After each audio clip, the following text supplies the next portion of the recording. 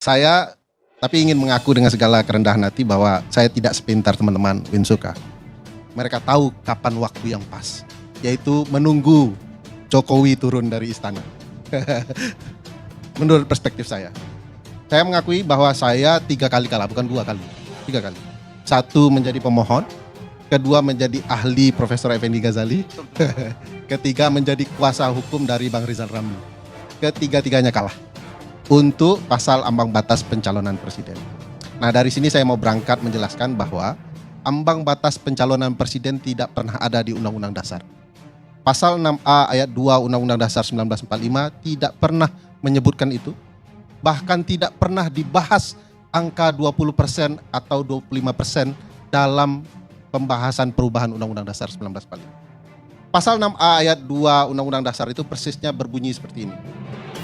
Calon presiden dan atau calon wakil presiden diusulkan oleh partai dan atau gabungan partai politik sebelum pelaksanaan pemilu. Itu pasal 6A ayat 2. Tidak pernah disebut pasal angka 20 atau 25% itu. Kapan datangnya? Ya di pasal 222 Undang-Undang 7 tahun 2017. Pasal itu memutarbalikkan logika kita. Karena bunyinya menjadi calon presiden dan atau calon wakil presiden diusulkan partai atau gabungan partai politik yang memiliki kursi 20% di DPR dan 25% suara sah nasional pada pemilu sebelumnya. Coba perhatikan kalimatnya, sudah menentang Undang-Undang Dasar. Sebelum pelaksanaan pemilu menjadi pemilu sebelumnya. Itu sudah kacau. Ya. Nah, karena ini tidak ada, timbul pertanyaan yang jauh luar biasa sebenarnya. Apa yang membuat Mahkamah Konstitusi tidak melindungi ketentuan pasal 6A ayat 2? Jawabannya sederhana, kepentingan politik. Dan itu sudah terjadi bertahun-tahun. Misalnya kalau kita mau menyinggung seberapa banyak ketentuan ini pernah diuji di Mahkamah Konstitusi, jawabannya sebanyak 46 kali. 33 dengan Undang-Undang 7 2017, 13 kali dengan Undang-Undang 23 tahun 2003, dan Undang-Undang 48 tahun 2009. Jadi 46 kali, 47-nya teman-teman yang bersejarah itu yang kemudian mengubah inkonsistensi MK menjadi inkonsistensi baru. Jadi bagi saya banyak sekali sekarang sedang meneliti inkonsistensi MK, terutama terkait putusan-putusan soal pemilu. Salah satu disertasi yang akan membahas soal ini adalah disertasi guru saya, Didik Supriyanto, di Universitas Andalas. Dia akan membahas inkonsistensi Mahkamah Konstitusi memutus perkara-perkara pemilu.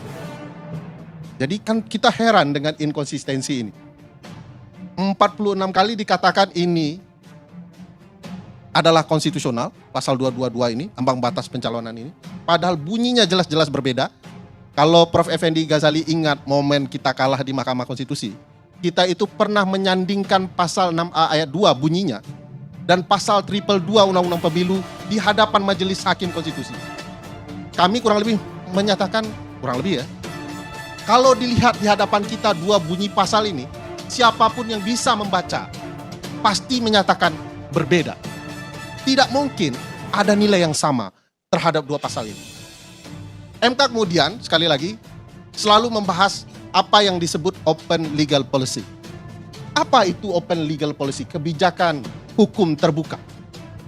Apakah ini buka-bukaan atau suka-suka begitu koalisinya terbuka lalu kemudian ada ketentuan dan kesepakatan baru? Open legal policy adalah suatu kalimat di dalam Undang-Undang Dasar untuk memberikan amanat konstitusional terhadap pembuat undang-undang. Bunyi kalimatnya kurang lebih dapat diatur lebih lanjut dalam atau digunakan kata dengan undang-undang.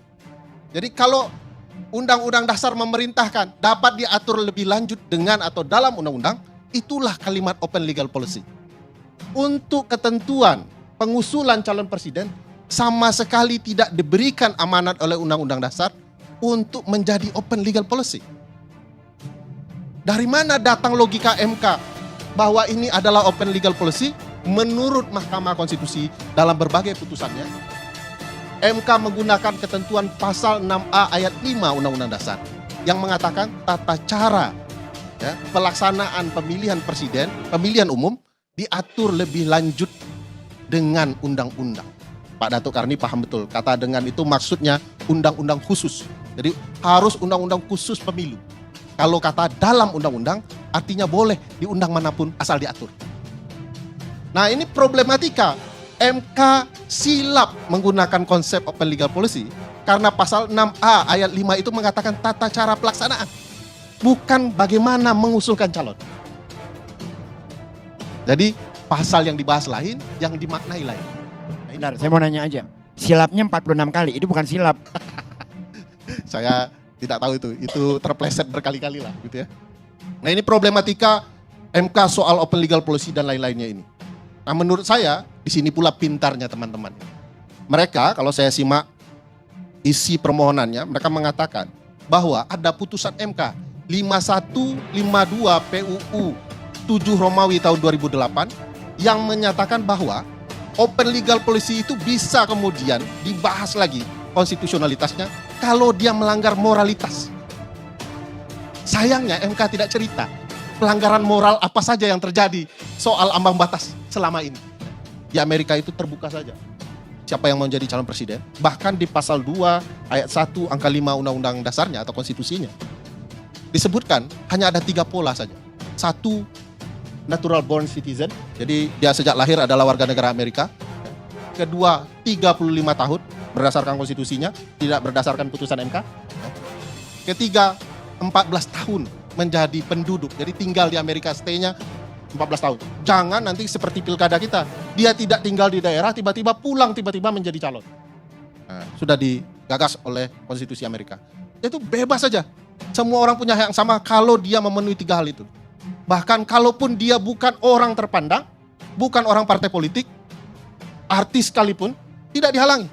Saya ingat Kanye West pernah jadi penjaga kebun binatang harimau. Ya, terkenal di Amerika dia karena ada tayangan TV-nya, dia maju menjadi calon presiden. Nah inilah letak masalah yang saya ingin kita bahas. Apa masalahnya?